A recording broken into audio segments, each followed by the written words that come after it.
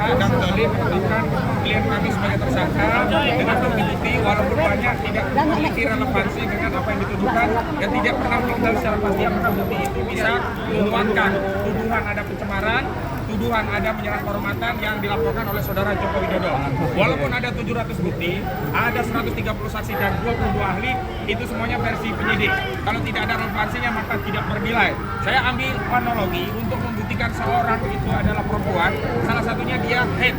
Jadi kalau polisi menghadirkan 1000 Luna Maya, bukan Lucinta Luna ya, ada 100.000 Lucinta Luna, tetap tidak akan bisa membuktikan bahwa Lucinta Luna itu perempuan begitu ya, dia tetap laki-laki. Dan hari ini bukan 700 bukti yang kita tunggu, sebenarnya hanya cukup satu bukti, yakni selembar ijazah dari saudara Joko Widodo yang tidak pernah kunjung dihadirkan.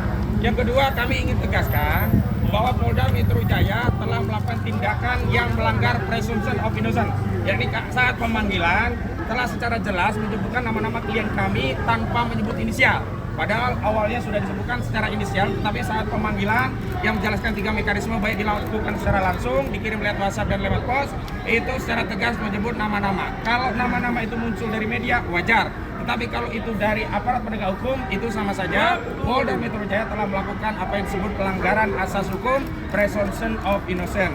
Yang selanjutnya, hari ini klien kami ada panggilan sebagai tersangka. Padahal ada satu terlapor yang naik juga menjadi tersangka belum diperiksa. Artinya ada target-target yang sifatnya prematur terhadap klien kami dan ini kami kuat dugaannya ini bukanlah proses hukum murni tapi ada proses yang melibatkan tangan-tangan kekuasaan diawali dengan tuntutan-tuntutan pendukung Jokowi untuk segera menetapkan tersangka dan hari ini mereka melakukan tuntutan-tuntutan untuk menetapkan tersangka menjadi tahanan. Saya tegaskan hari ini yang harusnya segera ditahan adalah Firly Bahuri yang sudah 2 tahun lebih sudah tersangka, tetapi Polda Metro Jaya tidak melakukan tindakan apapun. Karena itu hari ini kami yakin klien kami pun tidak akan dilakukan penahanan sebagaimana Polda tidak melakukan penahanan terhadap Firly Bahuri.